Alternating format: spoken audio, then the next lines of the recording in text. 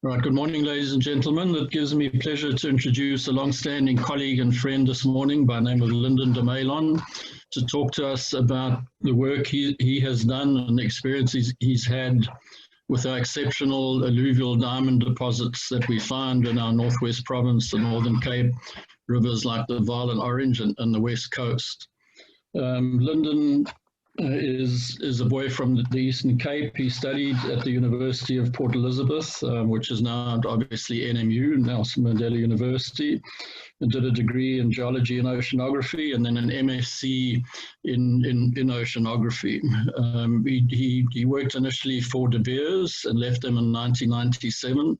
And that's more or less when I first got to know him, and he spent most of his, or the rest of his career studying and mining, importantly, these alluvial deposits, which produce the most amazing diamonds, as we'll see today. So thanks, Lyndon, thanks for making your time, and we look forward to your presentation. Okay, thanks, John. Like you said, today I'm going to talk about some of the most amazing alluvial deposits in the world, some of which have the highest average value per carat of any diamond deposit being mined today. I'm going to focus on deposits in the Northern Cape, where I've spent the past 25 years studying, exploring and mining these unique deposits. We will look at three river systems: the Lower Vaal, the Lower Riet River, and the Lower Orange, or the Middle Orange River. And I will share some of my exploration and mining experiences with you, and also show you photographs of some of the amazing diamonds that have been recovered from these deposits. To start off, just a few key facts about the alluvial industry in South Africa. We produce about 8 million carats a year, worth around 20 billion rand. Of this, the alluvial production is about 350,000 carats, worth about 5 billion. So already there you can see how important and what the value is of our alluvial diamonds. Alluvial diamonds are mined mainly by small private companies. There's very few listed companies left. But it's crucial to the economies of the small towns in North Cape and Northwest, like Bloemhof, Douglas, Prieska, where unemployment is rife, and these industries are really important to these economies. But alluvial diamonds are highly susceptible to overregulation because it is the highest risk commodity in the world to mine financially, and I'm going to show you today, why I say that. Just to look at the average diamond prices in the world. There's some of the deposits in South Africa. Look at the bottom, average value in the world is about $92 a carat. And when I mention some of the values today, you'll see where we fit in, how unusual our deposits actually are, our alluvial deposits. Just to introduce, where do our diamonds come from, our alluvial diamonds? Of course, all diamonds come from kimberlites that brought to the surface. Kimberlite is a very special type of volcano that originates very deep within the earth, and it moves through this layer that has diamonds in and brings the diamonds to the surface. These kimberlites erode over millions of years, and the diamonds end up in the river systems. And as they move down to the coast, they get trapped in certain areas in the rivers, in terraces that gets cut off. Most of the diamonds actually have ended up in the ocean because of the lack of trap sites in various stages of the erosional cycles. Most of our alluvial deposits actually started when Gondwanaland broke up about 130 million years ago. At that time, Southern Africa suddenly had a coastline, and due to uplift, we had quite high rates of erosion. And when the kimberlites were in place around about the same time, many of the kimberlites were in place around about the same time, a lot of these diamonds were eroded, and most of the diamonds actually have gone down to the coast. Of course, at this time, large parts of Southern Africa were covered by Karoo sediments, so there were no real trap sites to keep the diamonds on land, and most of them were eroded down to the coast. If you look just shortly after the breakup of Gondwanaland, you look at our diamond deposits now, where they are situated. There must have been 2 river systems that drained the hinterland of Southern Africa. We had a Karoo River that drained the center of Southern Africa and probably entered the sea roundabout where the Olifants River is today, just above Cape Town. And we know that because there's diamonds all along this coastline here. So some river system had to have brought them down to the coast. And then there was another river that probably drained Botswana, those areas, and entered the coast roughly where the mouth of the Orange River is today. The drainage pattern today looks a bit different. And most of the deposits that we actually mine today are associated with the current river systems. There's very few deposits that have not been eroded that are outside of our current river systems, although there are a few exceptions. Now, if you look at the map of the area that I'm discussing today, you'll see that the Kimberlites, main Kimberlites indicated as red diamonds, and then the main river systems. You would expect that the distribution of diamonds in the rivers and the diamond population would be fairly homogeneous, and that it was what you find in the Orange River and the Riet River and the Vaal River would be fairly much the same, but it's not. And the reason is shown in this digital elevation model. Now, what you're looking at here, and I'm going to show quite a few of these maps today, you're looking at the elevation of the surface elevation of the country with different colors. Now, brown is normally the highest. Over there, Pizet and Fish, that's high. And then as you go lower, you go to the greener colors, pink, and then the blues. So what we're looking at here, there's a high over here. This is the Gaap Plateau. And you're looking at this big river system that incised over here. And what we're looking at here is probably the pre-Karoo surface. Over here, we have now stripped most of the Karoo, and we're down into the surface that existed before the Karoo was in place. And this had a significant impact on the way that our rivers flow today, and also where they deposited their diamonds. If we look, zoom in a bit more, once again, this is a DTM of the surface elevation, looking at the area at Windsorton, right at the top, the north. You can see the river coming, the Vaal River coming out from Warrenton to Windsorton. It's in a gorge, and as it exits this gorge, there's a splay at Windsorton. And this is typical for all our diamond deposits in the Northern Cape, in that you have this gorge splay set up, and where this river exits the gorge, normally it dumps its bedrock, its bed load, and it creates a perfect trap site where diamonds get trapped. As you go further down, there's a couple of smaller deposits all the way to Berkeley West. And then downstream from Berkeley West, you get the Waldex Plant. There you can see this beautiful splay that again developed as it comes out of a small gorge and then it opens up. And Waldex Plant, one of the prolific diamond producers historically in the 1920s and 1930s. If you look at the Riet River, the Riet River system is very young. We know that because we don't find any Dragswerk basalt clasts in it. And we also find a lot of hand tools, historical hand tools in the gravel. So it's the youngest system in the Northern Cape. The diamonds from the Riet River come from Koffiefontein. You can see Koffiefontein mine is basically right next to the river. And then further upstream, also Jagersfontein, a little bit further away from the river, but it probably also had some contribution towards the diamonds in the Riet River.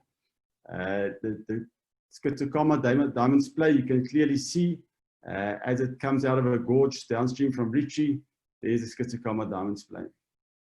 And then if we go to just go back one again, at the bottom you can see the Orange River before the confluence. And you can see the high, these brown areas are high sitting between these two drainages.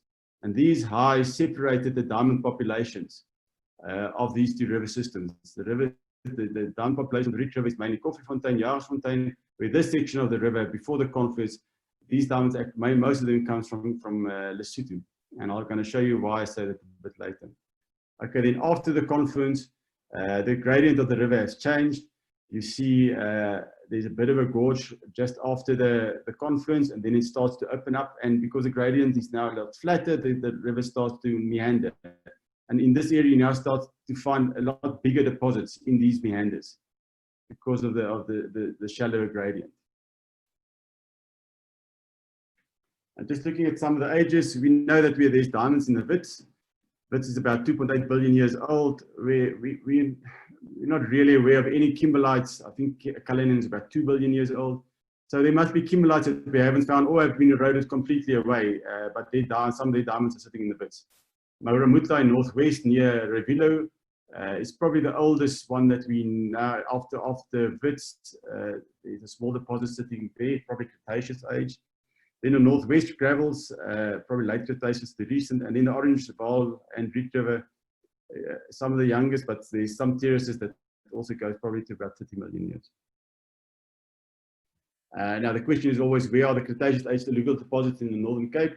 Why aren't they there? Well, in the Northern Cape we had high rates of erosion. In Kimberley we think we've lost probably up to 1,000 meters after the Kimberlites were in place. And because we had karoo cover over much of this area, there was limited material to build gravel bars. Remember that you need something to keep your diamonds on land and to keep them from being flushed all the way to the sea. And when you're on karoo, unless you have a dike or something, some kind of obstruction, nothing is going to keep them back. And it's only once the rivers have eroded to the base of the Dwyka, where we have Dwyka tillite, that we actually started to get clasts, that we can put gravel bars in the river, and now we could start to keep some of the diamonds back. So initially there were limited structures and trap sites, but as time progressed, and that's why the deposits in the Northern Cape are much younger than most of the other ones that we find in Northwest, etc. And why did we preserve them? Well, the Orange River is an ancient drainage, and once it became locked in this pre-Karoo topography, we started to find features that enabled us, like these gorges and splay features, that enabled us to start keeping the diamonds back. There are many fractures and fault zones in this Karoo topography. And once we stripped down to the Karoo and we got hold of the Dwyka and the class in the Dwyka, in the Dwyka tillite, we now had material that we could build gravel bars, but that happened much later in the sequence.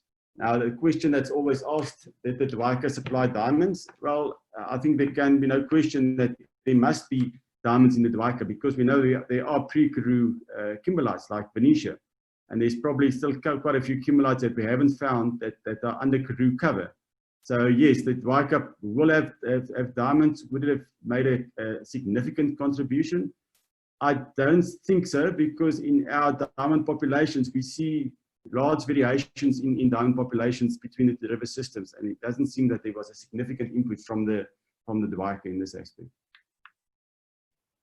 Okay, in our area, Northern Cape, we have several terraces that were left behind, and these are the terraces that we mine today. The highest one that we know is about 270 billion years, and we estimate that to be about Eocene age. And then we have several other ones, 115, 70, 50, down to recent. There's stories that the Orange River were mined in the 1920s, 1930s, that the current river, and several diamonds were recovered in it. So we have diamonds all through the sequence. Generally, the higher terraces are higher grade because there were more diamonds available at that time that had eroded from the Kimberlites. But it's also trap site dependent. So if you have a good trap site, you often have very high grades even in your lower terraces. But that's exceptional, and it's not the rule. Can I interrupt you for a moment? For us non-geologists, just explain what the Dwyka is. Dwyka is a glacial deposit. About 300 years ago, Southern Africa was part of a much bigger continent called Gondwanaland, and it was situated right above the South Pole.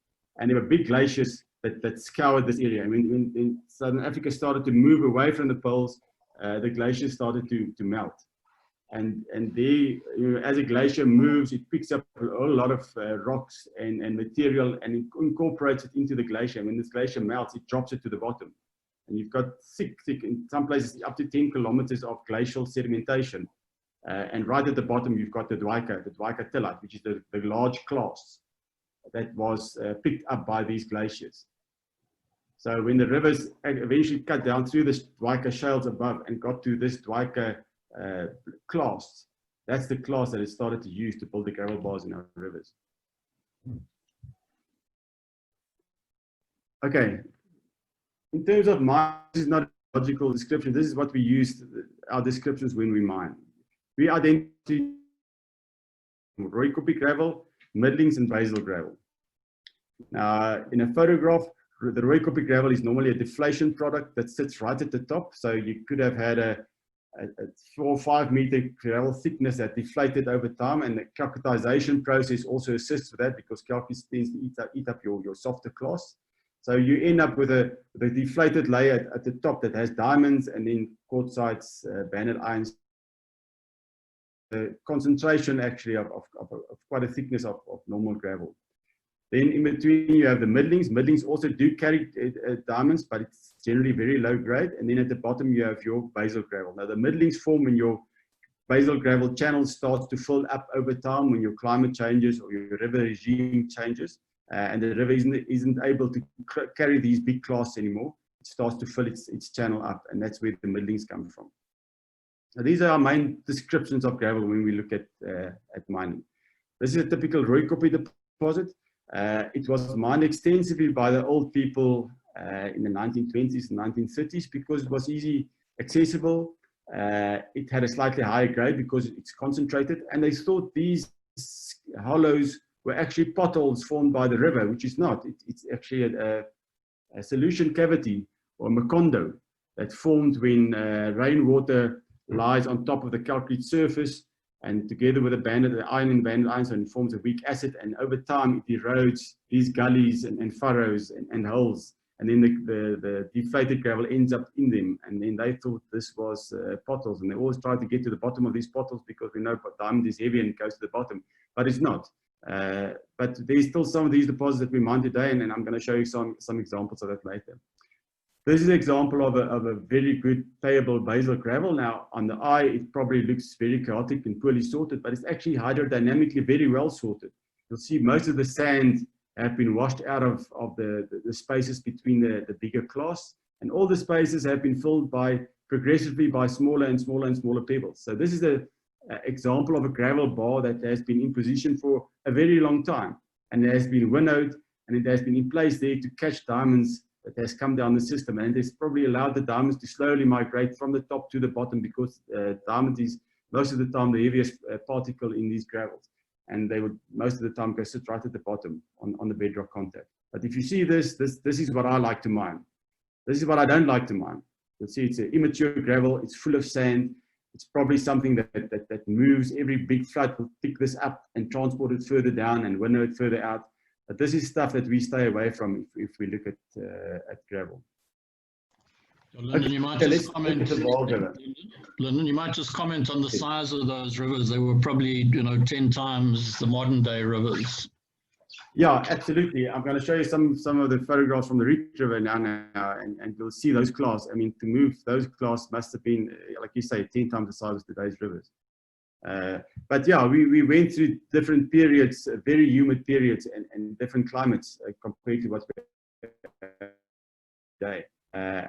Obviously, our rivers were very different at that time to what it is today. Okay, let's look at the Vaal River. For the Vaal River, I'm going to look at a section between Barkley West and Smithsdrift. Barkley West over there, and Smithsdrift right at the bottom. Now, what we see in this area, I'm not going to look at the basal gravels. We started looking at this area not too long ago, and we're mining Rooikoppie in this area. Rooipoort and Valbos and Droogeveld were very famous. Droogeveld especially very famous historically because there was a couple of channels that ran across this section at the old people mine from about 1910 to 1920, 1925, and they recovered hundreds and thousands of carats and some big stones. I think the biggest stone that came out was 318 from this area, and I think there's like 20 plus 100 carats recorded historically from this area. When I was working for De Beers in 1994, we decided on their farm, Rooipoort was De Beers farm. They wanted to take out the section of the Droogeveld Stoot, which is one of these famous channels that run across this area, and mine it out to see what happens. But just before I go there, you can see the big fractures running through here, and we think that these were probably old river channels. And you can see here near Barkley West how the current river is also using these fracture zones as pathways.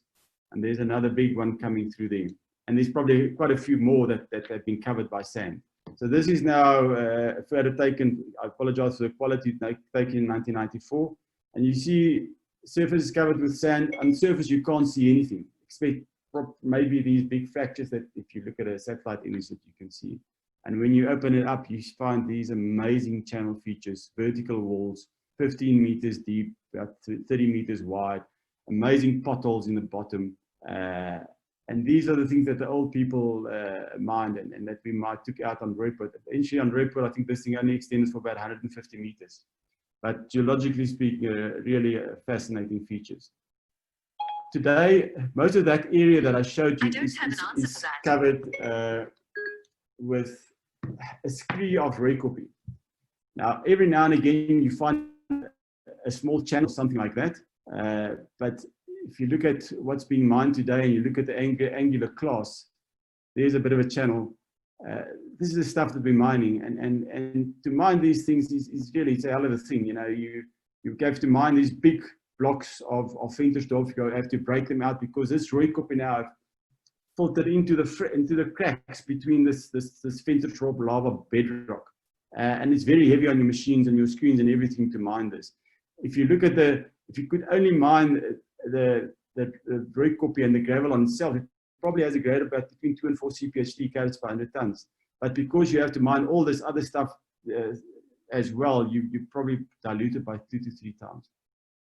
And there you can see there's a bit of sand stripping, and then this layer of angular class, and every year and there's a rounded pebble. And historically, when we did the work for the BS, we looked at the rest of the farms here and we said, no, there's probably this thin covering of Rooikoppie, but it's probably not worth anything because we didn't find any more channels. But nowadays, guys went back and they started mining this stuff, and it's actually it's amazing. You know, there's quite decent grades in places. And then once again, you can see these angular clasts, and you're actually trying to get into these fractures and small channels. And there you can see the little small channels sitting there. And those are the things that you find. But to find them without mining a big block is virtually impossible. You can't, there's no geophysical method or anything that you can to find these little channels and furrows. But yeah, in the end, it's worthwhile. So what we've done lately in the past 2 months, we actually went back and looked at the Dwyka fracture, which is this fracture running through here. And we opened a pit roughly in this area, about 9 kilometers from the current river. And we found this type of gravel. It's very weathered. It's once again in front Ventersdorp. You can see the Ventersdorp at the bottom is very weathered. You really have to look very carefully to find somewhere some kind of rounded pebble, and most of them are actually quartz and quartzites and things like that.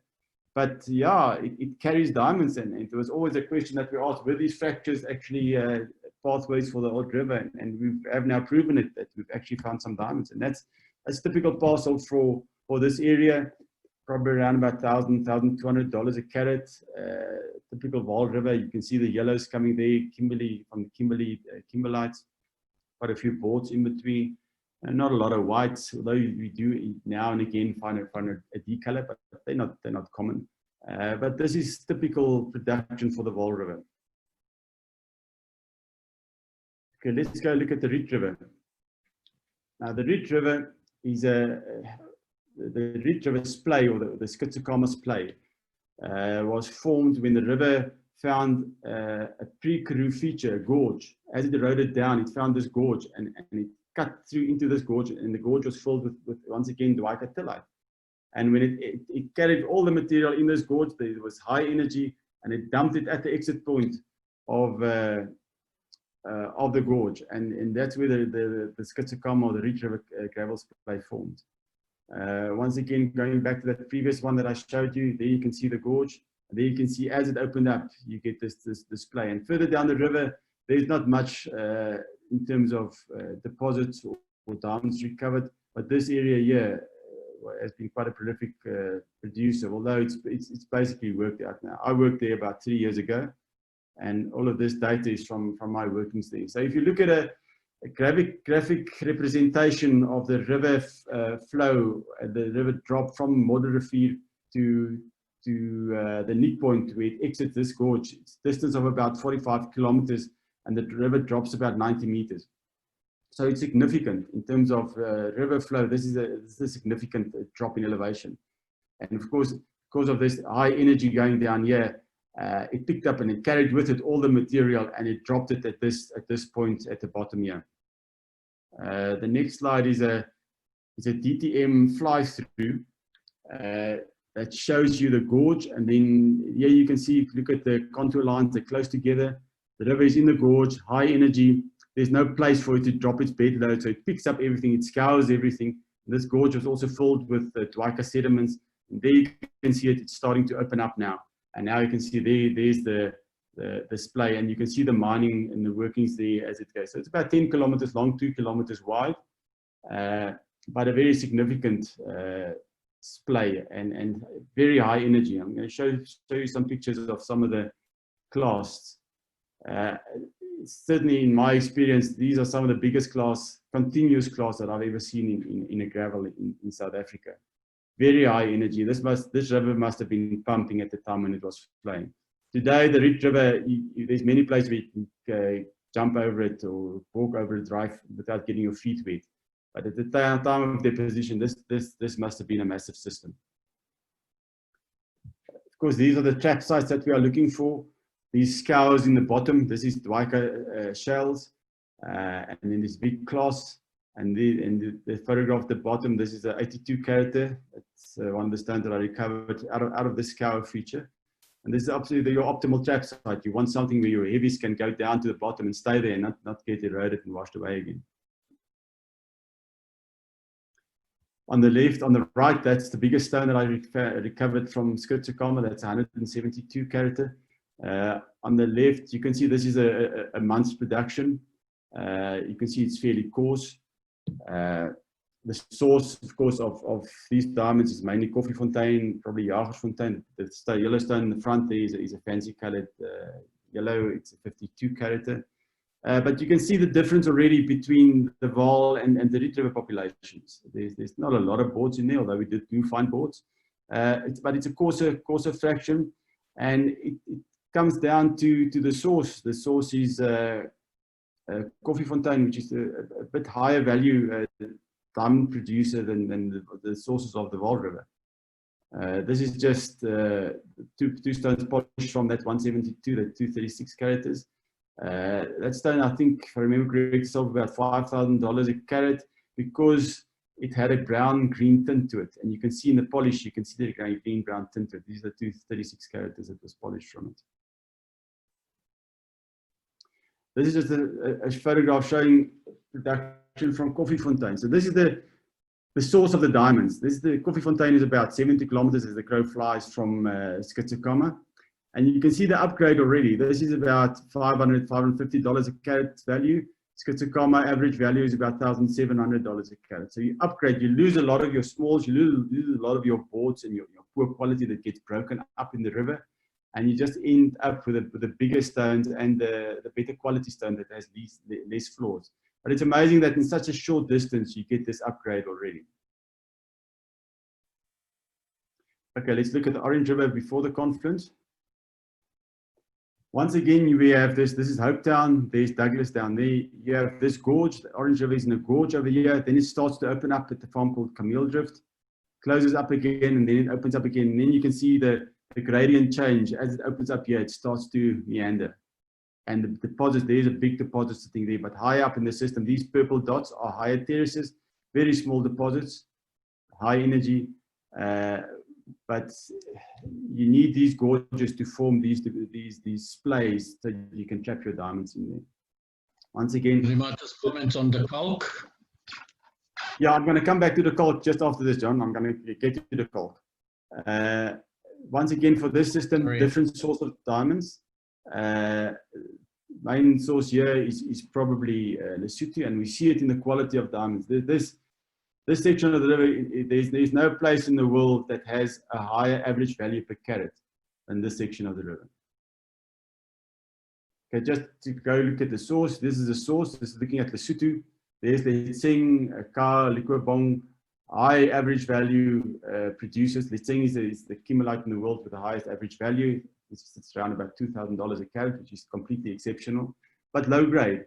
John, it's just interesting to see how close Letseng sits to this drainage going the other way. So I wonder how much of this at times did actually go to the east. But yeah. But then these ones obviously eroded into the Orange River and made its way all the way down to this section of the river. So now we're going to look at a place called the Kalk.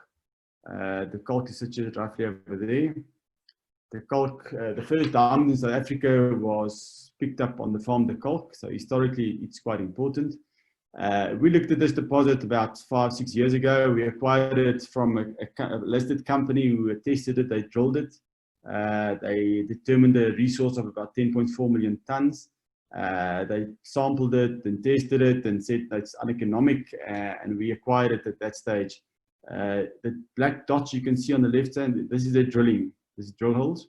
So together with this, we acquired their drilling data as well.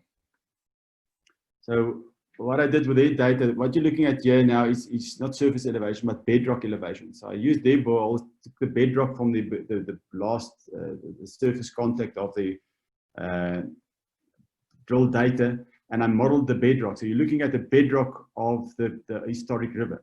So you can see these channels coming through here. And of course, immediately we saw nice targets there. What we like to see are these features called the scour. Normally, the river, if it creates a scour, in the scour, it deposits sand and no gravel. Really, the gravel gets pushed out onto what we call this push slope.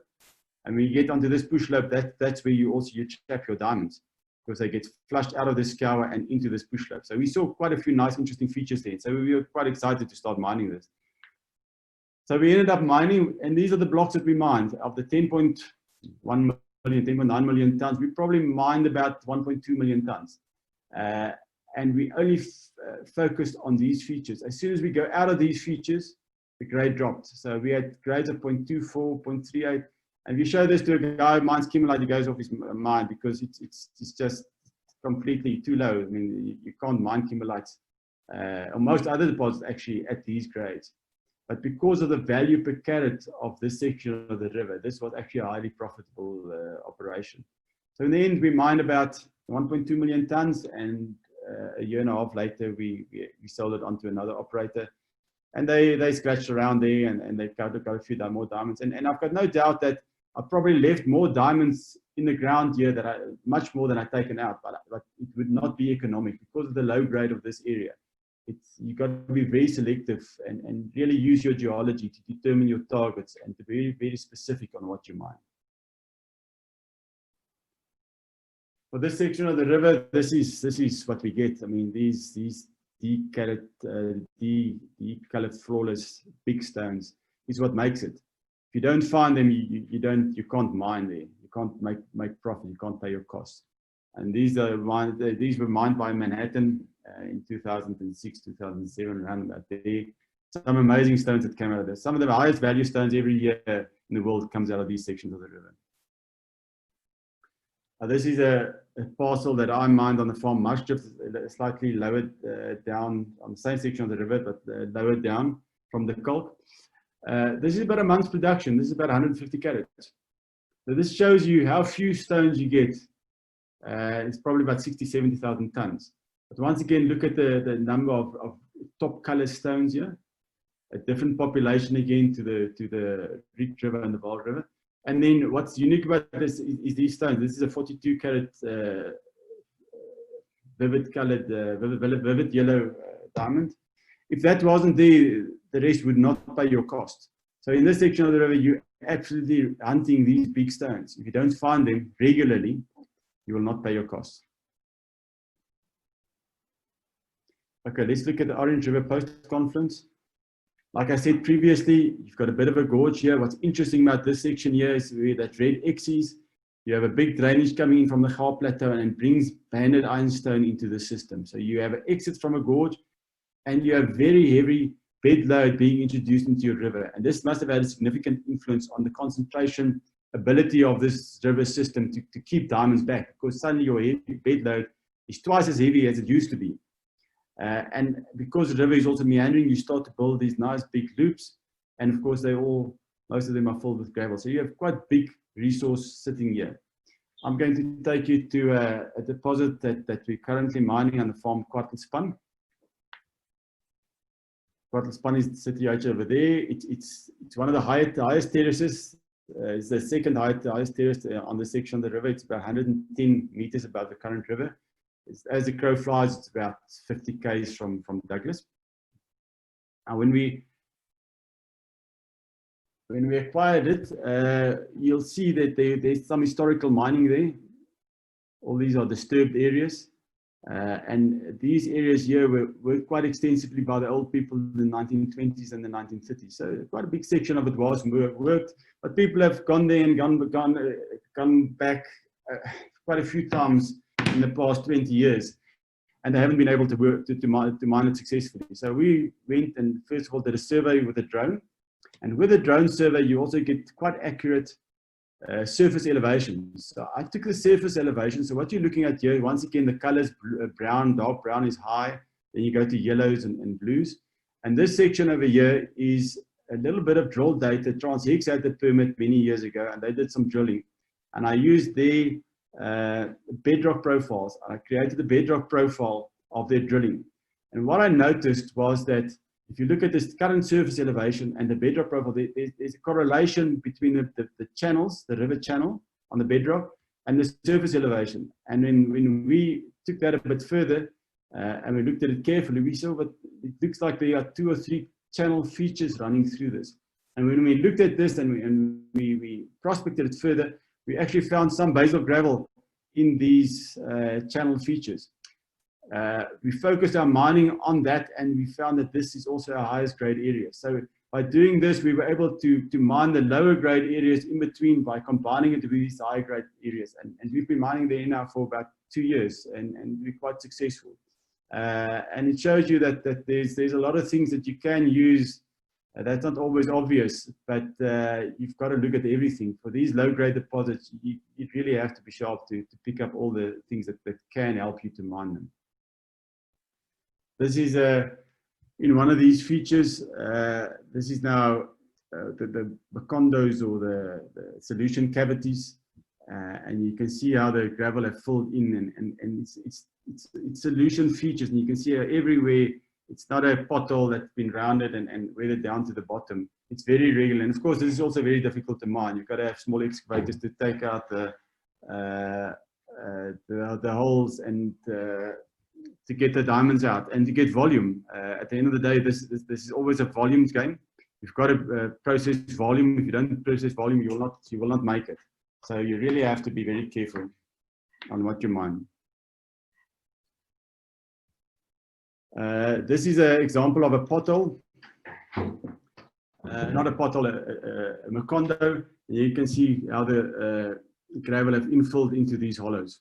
And then you've got to get this out. You'll never get everything out, but you have to put a small excavator. Sometimes they do it by hand, but like I say, it's not always concentrated, so it's not always worthwhile to go do it by hand. This is some of the diamonds from this section of the river. You'll see there's not that many whites like you get from the Orange River before the confluence, but still some very special stones and some very large stones that have been recovered from this. This is one of the stones that we've recovered. It's a 58 carat D stone. There's I think it's a 19 carat oval pear shape that was polished from it. So really nice quality.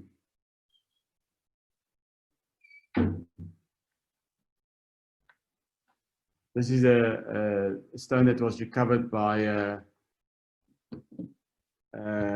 one of my friends downstream about 3 years ago. It's one of the top stones of that year. I think it fetched about $43,000 a carat, top D flawless.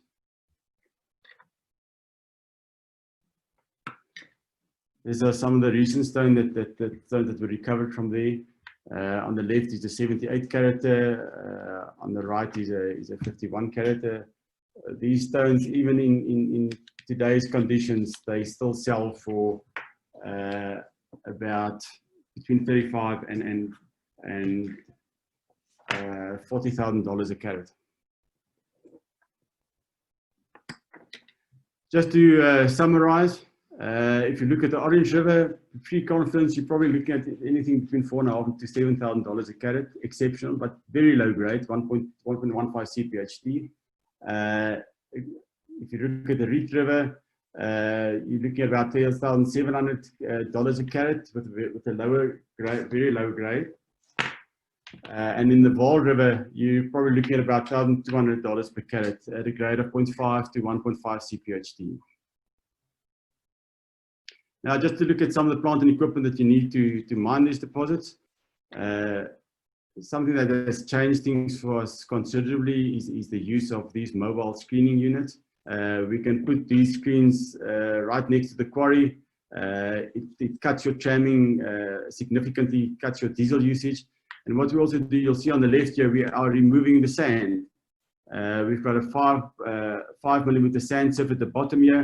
So we're removing the sand fraction. In our case, 5 to 6 millimeters, you're probably looking at 1.5 to 2 carat stone. Those stones are not contributing significantly to our income. But by removing this fraction, we can feed probably 30 to 40% more of a coarser fraction into our plant. And that has changed the business for us. So it's very important for us to be able to remove the sand. At the front, you'll see the overside, and then right at the back, you see the fraction that actually goes to the plant. Normally, your 35 to 5 millimeter fraction goes to the plant. This is a typical plant processing plant. In the center there, there's two 16-foot pans. The tailings from the plant goes to the left, and your concentrate goes into these bins, and then they get drawn into this X-ray flow sort unit called a BV or a Brunner-Vestic. We've normally the flow sort machines, but flow sort has limited capacity, and the BVs have also changed the game for us significantly in that we can process this heavy concentrate quite effectively through the BVs. Just looking at rehabilitation, this is once again a photograph from the Kalk setup. Look at the screen right in the center, the dozer dosing to the screen, liberating the material, your fractions that you don't use, you leave in the quarry, and you just take your plant fraction out to your plant. All of this just to cut costs, because remember these are marginal deposits. You have to be very careful with your costs. And then looking at the rehabilitation side, this photograph was taken about 3 months later. Because we are removing the sand fraction, we're keeping the seed bed of everywhere we mine. So after we've done rehabilitation, we put the sand back, and if you get good rain shortly afterwards, it actually recovers very quickly. Just a couple of slides on the business side of our operations. You cannot drill a alluvial deposit and determine if it's viable or not. You have to go and bulk sample it. Now, bulk sample means you've got to put up a fairly decent plant, large plant. Remember, these are low-grade deposits. You've got to process large volumes to determine the grade and the value of your stones. So it's expensive to prospect it because you are required to put a plant up. Drilling alone, not like a gold or a base metal deposit where you can analyze your drill cores and then determine what's the grade. It doesn't work like that. And the problem is that our current mining regulations, our MPRDA, does not allow for the proper development of our alluvial diamond deposits, because you're not really allowed to do that much processing on your permits, and it's a problem. Just looking at why I say that these deposits are very high risk. This is data from my operation on the Riet River. It shows my operating costs versus my income on a monthly basis. This is the 11-month period. And there you can see how it goes up and down. Very, very unpredictable. And you really have to know what you're doing to make it there. And the reason why this is because there's large variations in your average sizes. I mean, a diamond stays a heavy mineral that gets concentrated by water in very specific areas, and those areas you cannot easily determine. So you got to mine it on a large scale to get to your trap sites that much quicker. So this is a variation in average size of the diamonds over that period. That's a variation in the average value.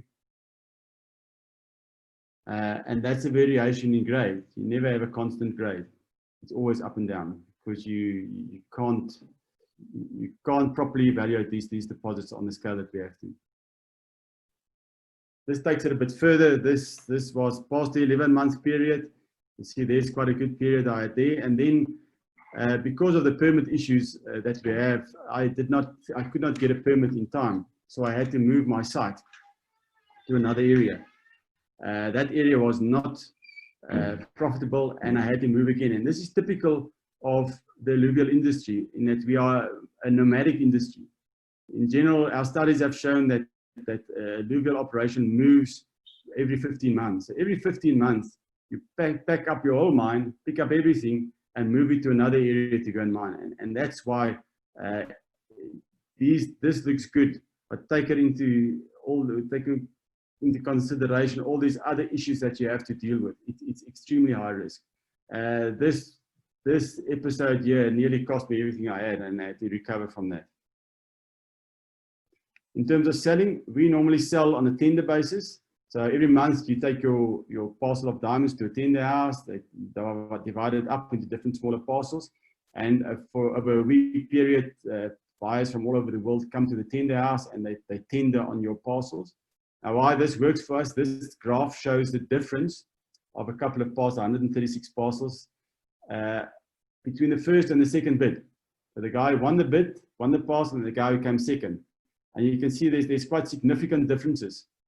There's an average difference of about 21% between the first and the second bid. And if you look at the first and the last bid, obviously it will be significantly larger. But this is why tenders work for us. Historically, you used to go and take your diamonds to one or two buyers, and they make prices, and you sell it. This has changed the business for us. If you look at capital equipment that you need to start up a mid-sized alluvial diamond mine, you need about 85 million rand. You have your screening plant, 460-foot pans, and then you're looking at 50% refurbished equipment. You need about 4.5 million rand cash flow just to start up. Environmental guarantee of about 2 million, and then your application costs for permits. That's where it sits, and that's another problem that we have. It shouldn't be that high. If you look at where our expenses sit, diesel obviously is a very large expense for us. Diesel, salaries,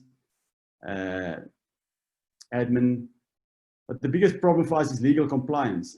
You cannot mine these marginal deposits effectively if your cost to be legally compliant is 10 rand for every 100 rand that you get as income.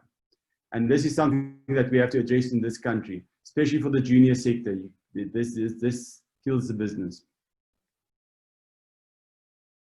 And legal compliance, I mean the following: your social and labor responsibility, employment of equity, training, health and safety, water rights, prospecting, mining rights, all the costs to apply for mining rights, the time it takes, water rights, and in the selling of diamonds. We have to be very effective in selling our diamonds, and at times we actually have to sell overseas, because there's times in the year when your prices overseas are a lot higher than they are in South Africa. And we've certainly seen it now over COVID times, that we withdrew some stones in South Africa, exported them to Antwerp, and got up to 100 to 120% more overseas. So it's not always like that. When the market is strong, I believe that the price in South Africa is the strongest. But if the market is weak and uncomfortable, you must have the ability to take your diamonds out of the country. But we can do it at the moment, but it must be done a lot quicker. We are cash flow sensitive, so we can't take 2 or 3 months to get our money in. We need money every month to pay our costs. Seed capital, remember, 99% of alluvial operations are privately owned. Most other mines are owned by shareholders. So it's very easy for people to expand by just getting shareholders money, a lot easier than it is for us. For us, if I go to the bank to buy a machine or anything, I've got to sign over everything, my house, everything as a guarantee. And it makes it very risky. In any case, banks, the IDC, they don't want to give money for alluvial diamond mining. They've burned their fingers too much in the past. So it's very, very difficult to get seed money to start up an alluvial operation. And to conclude, just a final section on junior mining. My personal belief is that the future of all mining in South Africa has to start with the junior mining sector. We don't have a junior mining charter at the moment that will enable the development of many of these low-grade deposits. And unless we do that and we get that in place quite quickly, most of these amazing diamonds that I showed you today will just remain where they are now in the ground. Thank you. Thank you very much, Lyndon. What an amazing, fascinating operation you're involved in. I'm very interested in the figures you've indicated and how high risk it is. So why don't you close your share and put your face on and we can ask you some questions. There you go. Good. And turn on your video. Hang on.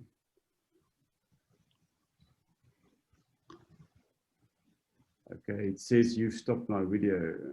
Okay. Start video, let's see. All right, I'll... Let's see if you can start it from your side. Yes. I'll help Yeah, we can hear you. We Go can ahead. hear you. Go ahead. There you go. Yes, that's it. Right, excellent, thank you. John, you can manage this? Yeah, sure. And perhaps just to kick off and get the discussion going, Gert, I mean, just to put it in perspective, Lyndon showed a diamond there of 108 carats and it sold for $40,000 per carat. So that diamond in the rough was worth effectively $4.6 million. And you can multiply that by, you know, another 15 if you want to then determine the rand value. So that's the quality of these exceptional diamonds that this small mining, you know, ventures in the Northern Cape and the Northwest, and also to some extent in our West Coast produce. And it's really an industry, as Lyndon stated there, that we should be looking to expand, particularly as it creates lots of important jobs in small communities like Douglas and Prieska and even Kimberley for that matter these days. So that's just a bit of background to get the discussion going. Lyndon, we've heard reports of so-called illegal mining in the old gold mines, etc. Now, if so many low-grade diamonds are left behind because of your big operation, is there a possibility for people that really operate on a very, very small scale to start little operations on their own? Look, the grade of most of our areas on the rivers are too low. I mean, you can't mine with a pick and a shovel something with a grade of 0.3 or 0.2 carats per 100 tons. But then around Kimberley, there's a lot of these flooring areas that they have started illegal mining, and that's more suitable, and it just has to be regulated a lot better than it is at the moment. I think there is scope and there is opportunity, but I think the way it is regulated at the moment is not right, and it needs to be looked at. Obviously, we are trying to expand and get as many people and previously disadvantaged people into the business as we can. And those are the ideal places to start. But you got to look at where you want to start. Even on the West Coast, there's opportunity. For our river systems here, with you know, if you have thick stripping or you have calcitized material, you can't work it with pick and shovel. You have to have big machines to work it. But there certainly are areas that can be worked still by hand.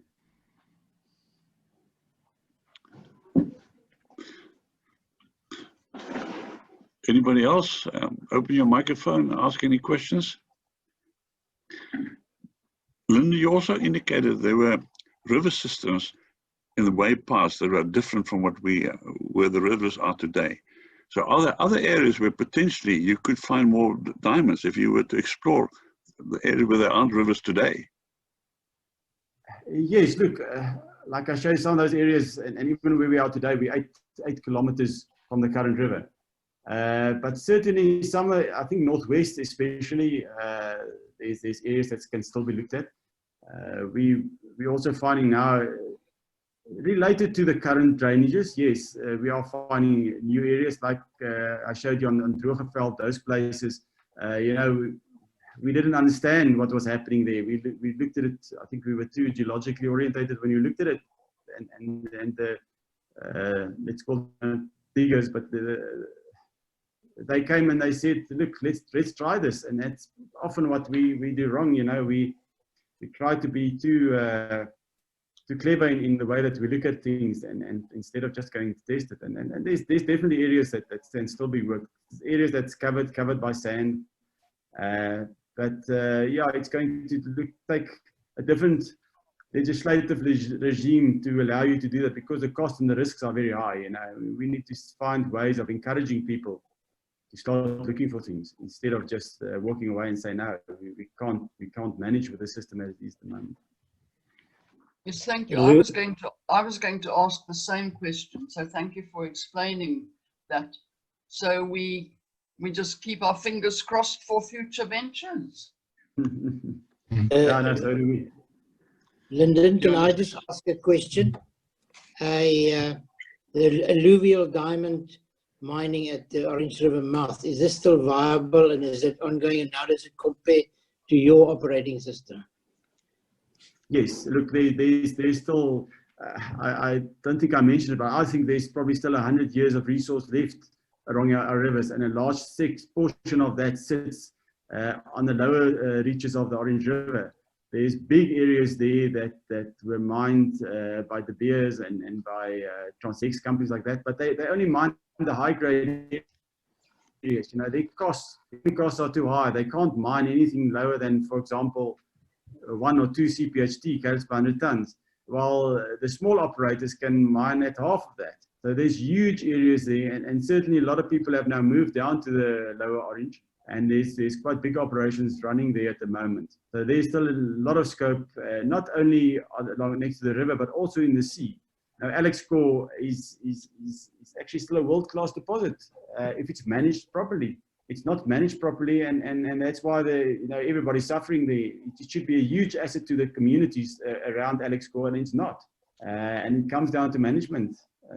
But there's certainly still a lot of scope for a lot of mines to be opened along the lower reaches of the river. Thank you. And perhaps just to extend on that, Lyndon, absolutely. I mean, Alex Core itself, the land operation, was discovered in 1924, so it's been going nearly 100 years. But if you go offshore, there are also millions of carats in the sea on old beaches that were effectively drowned. So on land, you've mined on beaches that were raised above the modern day sea level, but there's probably another half a dozen beaches that are drowned. Currently, De Beers or De Beers Marine are mining beaches mostly in Namibian waters at 120 meters below surface level. So and they have probably half a dozen big ships. Those ships cost about $460 million a shot to set up and construct and put plant on. But they have a huge operation. So previously, where all the Namibian production and South African production was on land, that production is all shifting to the marine environment. So last year, Namibia produced about 2 million carats of $500 a carat diamond. Almost all of those carats came out the sea and typically off that 100 or 120 meter beach. Peter van Niekerk, you have your hand up.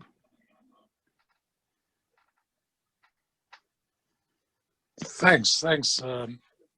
Lyndon, just a question on environmental side. If you have to move your operation every 18 months, I suppose rehabilitation of the area can become quite expensive. Is that so? No, well, yes and no.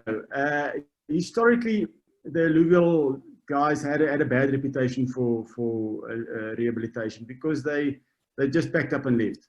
Nowadays, there's strict laws, there's big deposits that you have to pay. And because of the nature of our process, and things have changed a lot in the past 10 years, we're using a lot less water than we used to. Our slimes dam are a fraction of what they used to be. And because we also, like I explained to you, desanding, your rehabilitation is actually concurrent. So if I have to pack up today, I'll probably have a month of rehabilitation left before I can move all my machines. So it all depends on how you plan and how you mine and how organized you are. Lately, we say we're not mining, we're rehabilitating, because if the rehabilitation is in place, your mining also goes well. The days of just packing up overnight and leaving and not coming back, or leaving huge holes open that you have to fill up over, when you leave, those days are gone. You're not allowed to do that anymore. And because we don't use chemicals in our process at all, the water that seeps out of our slimes dam we've tested, and it's actually cleaner than the water that's in the river because there's no chemical processes involved. So if you manage it properly, it's actually very easy and very quick and very cheap to do your rehabilitation properly. Yeah, and again, just to come in and add to that, Lyndon, I mean, you'll recall, and you know, and for Peter's sake, I mean, many of those areas that are now being mined or have been mined, and you showed the Macondos, those areas on the Dolomites, you know, they were mined by old timers who left a mess. And your pioneer species was then what, Harkensteek, Lyndon blackthorn. You know, so those areas almost became impenetrable for animals, you know, sheep and cattle and that. When you now go and mine them and you break up that surface and you flatten them off and get rid of that pioneer species, and then you put it all back together again, like Lyndon showed you, you actually end up with more valuable ground than you would have started with. And I think both of us, Lyndon and myself, can take you back to areas that we've mined in the past, certainly in our case around Berkeley West and Lyndon down on the Middle Orange River, which if you went there today, you wouldn't actually say or notice that it's been mined in the past 10 or 15 years. You also mentioned sorry, I'd like to ask, what regulations would you like to change, which you seem to be appealing for, and how many more $1 billion of, or $1 billion rands worth of export would that generate? Look, the biggest problem, look, I didn't show the graph. I think John might have mentioned earlier at some stage that since 2000 to now, we've probably lost about 1,500 operators, if not more, small companies that have closed down. The biggest reason for this is that when the new legislation came in place and you have to do 26% BE, these are private companies. You know, you can't get somebody and there's no finance available for somebody to do BE and get somebody to pay to buy in 26% of your business. So you either had to give it away or you had to do some kind of other deal. And we're not against BE. We understand everything around BE and that whatever happened in the past must be redressed, but there must be a different system for the junior miners. That's what we're saying. Make BE rather a lot less and rather pay a royalty into a fund that supports the local community. Things like that. There's better ways of doing it. So that was one of the big reasons why a lot of people left the industry. Mine health and safety rules as well became over the top. You know, many of the rules that's being applied today to the small miners were actually designed for the big mines, and they can't afford to do all these things that they're supposed to do. And once again, we don't want to work unsafe. We don't want to injure anybody. We don't want to kill anybody. But it must be realistic in terms of what you do, and must be according to the risk that your industry poses.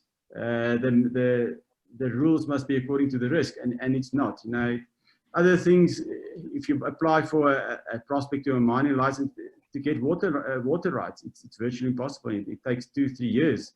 They say it's different now, but we haven't seen the changes. You know, all these things must work together. If you apply for a prospecting right, you must get it within 4 months. If I have to move my site every 15 months, I must know 4 or 5 months into my operation that my next right is just about ready to be issued. You can't wait 2 years or 3 years before you get mining and prospecting rights issued. It kills the business.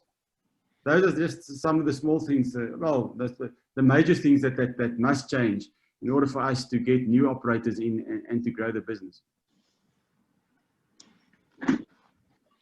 Lyndon, you said that you cannot explore this kind of alluvial deposits by drilling holes. You have to do bulk excavation. But are there modern techniques like ground penetrating radar and so on that you can use without having to go to that considerable cost? Look, I always say your drill is your best geophysical tool. We've done a lot of geophysical work on these deposits, and the problem is that most of the deposits are actually sitting on Dwyka shales or Dwyka tillites. So there's not a big difference geophysical wise between the gravel and the bedrock.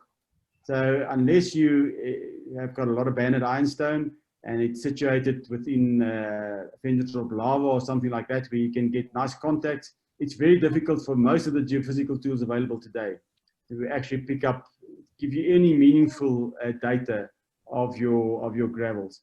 At the end of the day, you have to bulk sample because there's no way you can drill and determine the grade or the average value. So your big costs lie in that. Drilling is not such a big cost. It gives you a nice idea of your bedrock profile and of your volume. But at the end of the day, you need to know what's your grade and what's your average value. Yeah, Gert, and if I can just add there, I mean, you know, what Lyndon's talking about is the nugget effect, and you'll understand that in these alluvial deposits, you know, you can have a pothole that might only be a meter or two in dimension, but it can have, you know, a couple of $1 million sitting in it. And if you drill holes sort of in a 5 or 10 meter spacing, which is what you can afford, you could well miss that pothole. Having said all that, Lyndon does undersell himself because he's one of the guys as a young geologist who's done a tremendous amount of work to actually better understand these deposits and set in place, you know, systems like he showed us with drones, with some drilling, and effectively a matrix, you know, a matrix process whereby you can tick the boxes and establish with with fairly decent reliability where you have a better chance of finding alluvial deposits. So the sort of work that Lyndon is doing and continues to do is quite important in terms of you know, looking to develop and grow this business. It can be done, but then you need the right policy environment to encourage it and to progress it.